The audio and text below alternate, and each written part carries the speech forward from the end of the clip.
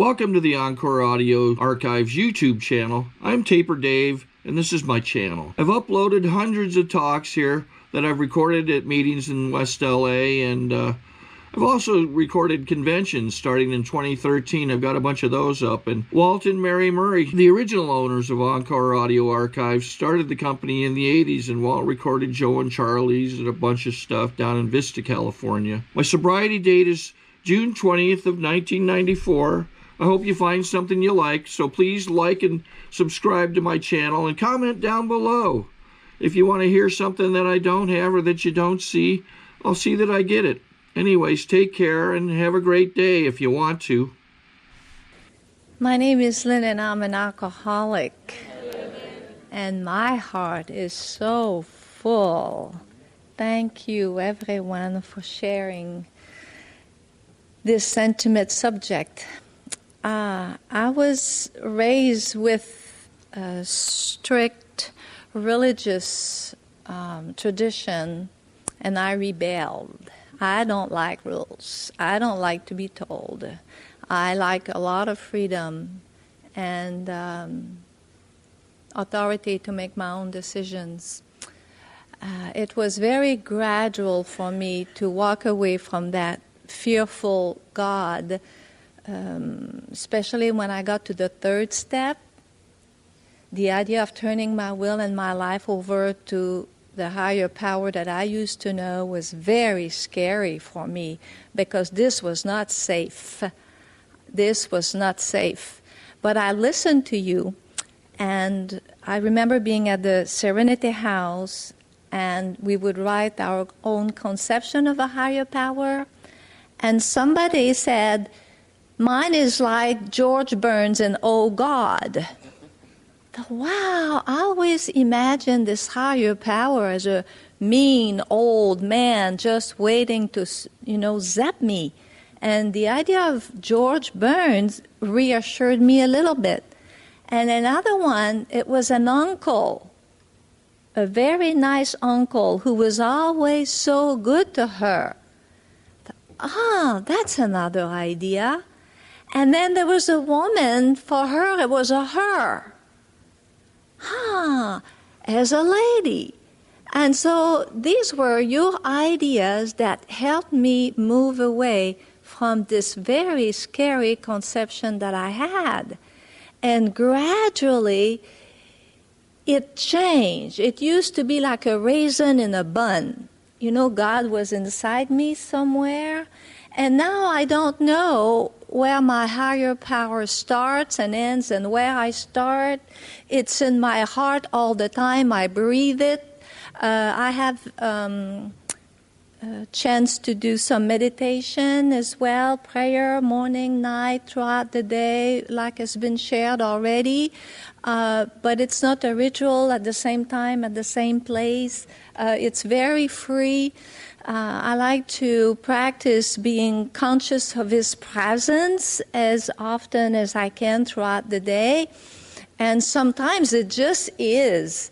And I feel very much like I have been moving from the bridge of reason, towards the shores of faith. And this is one of my favorite lines in the big book. And we've already discussed very well the limitation of our minds and the idea of moving towards faith. And that requires a change of state of mind. And Einstein, of all people, said that the mind that created the problem cannot solve it in the same state. And how can I change the state of my mind in having access to the grace of God? And it is through calling my sponsor, coming to a meeting, reading the big book, and having something that changes. And today I have a sense of love, security, and safety right in here in my gut where I live. And I can take what other people think are scary risks. And I just kind of, jump and see what happens. I really feel safe. Like before going to Switzerland, that was in 2013, I was hoping to be able to work for this company. And they told me, oh, no, don't even think of it. They tried to find work for the expat spouses, but it takes months, if ever. Don't even think of it. So I get to Switzerland, and I send my resume on a Monday. On a Wednesday, I get a call from the recruiter secretary who tells me, we don't have anything, but Cedric, the recruiter, would like to have a phone conference with you on Friday to have more information. Sure. So Friday, I have this conference call with Cedric, and he said, we don't have anything for you, but we understand that you are an IP paralegal, but we don't have that, but what else could we do for you? That afternoon, I get a call from the manager of the IP paralegal who tells me my resume was just forwarded to her. They just got permission to hire a new paralegal. They deal with U.S. attorneys, and to have a U.S. IP paralegal would be beyond their dreams. Could I come and meet her on Monday? And she gave me the job. And so those who were talking to me were talking from their reason. But we live in another world. And then I was telling the husband with whom I went to Switzerland, well, I have to have 3 bedrooms. And he was telling me, you're going to be disappointed. It's very expensive there, and we'll be lucky if we have 2 bedrooms. And then I said, well, I need a little yard for the dogs. He said, Lynn, this is not going to work out this way. It's going to be an apartment, probably a high-rise, and the chance that we get something on the street level is rare. And I said, and then we need a doggy door. He said, Lynn, we're not going to ask the owner or Nestle to make a hole in the door to accommodate us. You will be disappointed. So we get to Switzerland, and they put us in a furnished apartment, and then after 2 months, they want you to start looking for your permanent place, and you have a real estate agent working with you. So I met with her and gave her the criteria, and actually our price range was above average. We should be able to find something nice. So she comes over 2 weeks later with a list of 6 places to see. And I have goose flesh. I said, I think we're going to find that today. She said, oh, no, this sometimes takes months. There is no hurry, don't worry. And I said, no, I think we'll find it today. So we see the first 3 apartments. I thought, oh, my gosh, I would not want to live in any of those places. This was so depressing. And they had 1 house on the list, and I had my eye on the house. Well, this got to be totally dilapidated. So we go up a hill in this neighborhood. Say, oh my gosh, this feels so comfortable. It's like when I lived in Rancho Santa Fe. This is lovely. And we keep going, and we turn onto that little private street, and there were nice homes. And I said, my goodness, these are not dilapidated. And then we get to the end of the cul-de-sac, and there was a gate at the end of the driveway, and the current tenant opened the gate, and we pulled in, and there was an edge about this high all around the property. I said, is this completely enclosed for dogs? She said, yes, it is. So I tell the agent, that's the house. I hadn't even seen the inside. Goose flesh. I love goose flesh. This is just such a great tool. It's just too bad the gentlemen don't get goose fleshes. That's another thing for you to study, Dave, about the difference between men and women. We get goose flesh, and it's the sign from God. And so I walk in the steps, and guess what there was next to the front door? A doggy door. There you go. I mean, this is how my life has been. And as I was sharing today, when I told the first one I need a divorce now, not to know what Bernard would want to do, I was ready to come back to San Diego. I had no idea how my life would change, but I felt safe about it. I went to Russia many years ago to meet with a pen pal. And by the time I got there, he tells me that unless I promised him a job to America, I would be traveling alone. Now, I had 11 more days to go, This was in 1993. I don't know a word of Russian. I am totally lost. You have guards everywhere. You don't know what's behind any of the buildings. Nothing worked back there. It was so strange. And I said, just hold on a second. So I go outside, and I put my hand against the wall, and I said, Dear God, that man has betrayed me. I have nothing else to say to him. You and me will be traveling alone. And so I won't get into the details of going to that little Russian village near the Turkish border to the airport. I had tickets to land in Moscow at 1 o'clock in the morning by myself. I thought I will take a cab to the Canadian consulate or the American embassy. Surely there will be an emergency number on the door.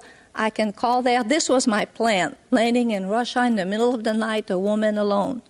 And in the plane, this lady in front of me said, in very broken English, Are you traveling alone? I said, yes. She said, it is not safe for a woman to travel alone in Moscow. My husband is a banker. We shall help you. And for the rest of the days, she translated for me. If I needed something, I could call, and she would do the translation, and I finished my trip safely. I never enjoyed the San Diego airport as much as that day. My goodness. And so I don't know exactly about what it is that I do to seek God, except that I feel this in my heart. And it translates in a big way in how can I have the absolute best relationship with everybody. I truly want to love you. I truly want my heart to be open. I truly want to be here if I can help in any way. And you taught me this, and you've been loving me now for 33 years and 11 months. And so, yes, my cup is full. And my sobriety date, January 22nd, 1982, was a gift from this higher power.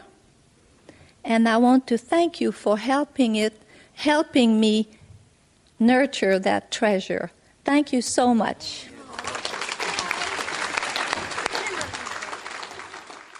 I think we got a great talk going on here. Thanks for watching the channel. Taper Dave here.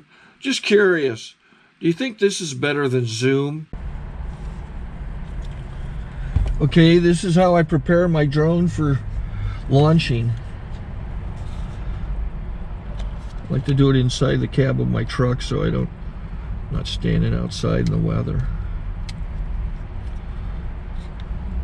To install the joysticks for control, up and down, right and left, powered on. I have an Android phone that I use to connect it to the drone with. And it's actually controlled through the iPhone, through an app. Oops, wrong way.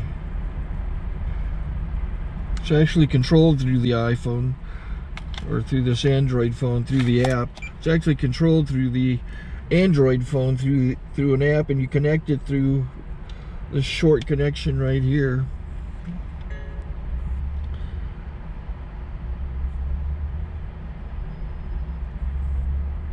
Remote control connected.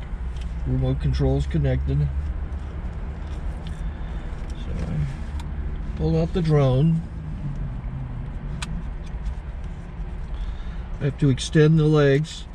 Long legs extended first, then the short legs. Remove the gimbal protector. Set that aside, then power it on one short burst and one long burst. I lay it down. So I have to go to calibrate. So the drone's not connected yet. It shows you here as this drone gets disconnected, even though the remote's powered on. So the The drone has to establish it's connected. So I go into the app to calibration mode. First I'll calibrate the remote controller. Start calibration. Out, in, oop, out, in, up, down, and then this little wheel is to control the gimbal. So it's calibrated. Go to gimbal calibration, start calibration, and then it calibrates the gimbal. I don't know if that shows up. The gimbal's moving all over the place. Changes, you can see it on the video. And I'm calibrated to take off. It's acquired 7 satellites at the moment. There are 26 satellites up in the sky, which it has to acquire before you can take off. So it's connected. It's got enough satellites. This is white. I can go to press this little arrow button, swipe right to take off, and it would start the motors if I slid this to the right. But I'll wait till I get outside. Don't want to do it inside.